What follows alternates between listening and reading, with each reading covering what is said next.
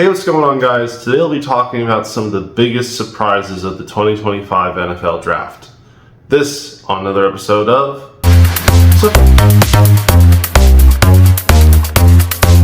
So first up, we got to talk about the Green Bay Packers. Now, the Packers, honestly, their surprise shouldn't have been a surprise, but it is the first time since 2002 that the Packers have taken a wide receiver in the first round, and that in of itself is a surprise because they've gone so long avoiding it.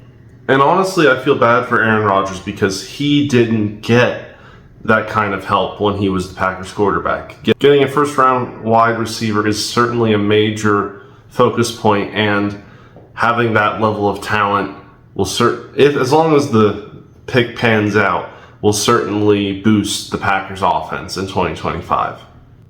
Next up, we have the Chicago Bears drafting Colston Loveland over Tyler Warren for the tight end position.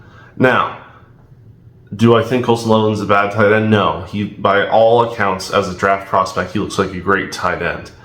Where this becomes a surprise is that they took him at pick 10 over Tyler Warren when Tyler Warren is projected to be the best tight end in this draft. And if Tyler Warren turns out to be better than Colston Loveland, and that's proven in the next few seasons, this draft pick looks a little bit bad for the Chicago Bears. But I'm not upset with the pick. I'm just a little bit surprised that they chose Loveland over Warren.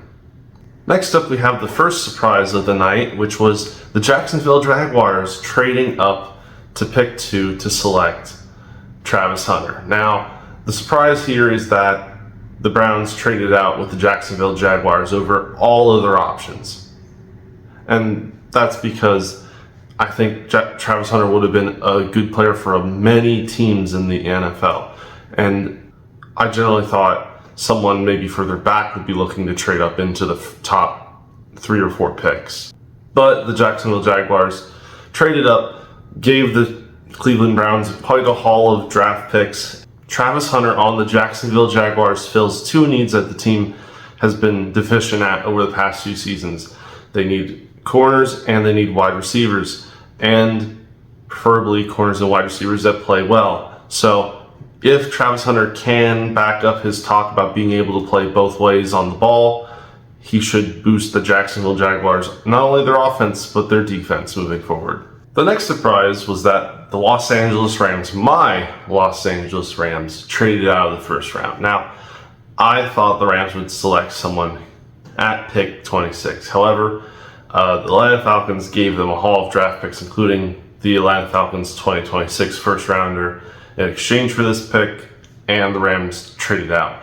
I didn't see that coming. I didn't think the Falcons, of all teams, would want to come back up into the first round to select an edge rusher, but I'm definitely surprised that the Rams chose to back out of the first round. Next up, we have the New York Giants, and they took Abdul Carter at 3, but that's not the surprise. The surprise is they traded back up into the first to select Jackson Dart as their quarterback of the future. Now, I kind of wonder what the Giants are planning to do this season at quarterback, because now they have 4 quarterbacks on roster that I could potentially see start under certain circumstances.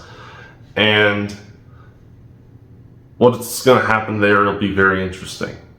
It feels like Russell Wilson will be the starter, but Jackson Dart will have a few years to sit behind him. But it's amazing that the Giants traded up into the first round to secure him with that extra year of contract security. And I think it's a good move for the Giants. It might be the last good move for that GM if he doesn't survive this year while retaining his job.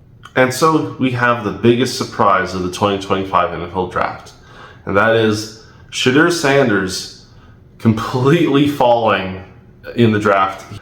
And it's interesting because nearly everyone had him rated as top 3 in the quarterback position for this draft. And to see him fall this far, something crazy's happened here, because what did he say to those teams in the meetings he had? I mean it. What did he say? Because this is a ridiculous fall. You don't fall like this unless something you've said or done has caused all teams to look at you and go, oh no, I don't want that on my team.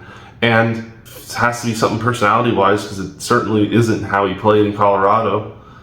And I think whatever it is has to scare the NFL teams into wanting safer options. Maybe not as high ceiling options, but there's been 3 or 4 quarterbacks taken before him now, and all of them, with the exception of Cam Ward, feel like safer options personality-wise. They may not be better skill-wise, but they're certainly safer personality-wise. Jalen Milroe, Jackson Dart, Dylan Gabriel, they all feel very safe. And I have to guess that something Shedeur Sanders has done or said in the past few weeks to one of these NFL teams was so insane that that NFL team and the other NFL teams who heard about this interview, or maybe he said it in all the interviews, maybe he walked in, first thing he said was whatever this has caused him to fall like this. But Shedeur is in free fall, which is honestly the most surprising thing of the 2025 NFL Draft. With that being said, guys, please like, share, subscribe down below, and comment what you think. What surprised you in the draft? And I'll see you next time.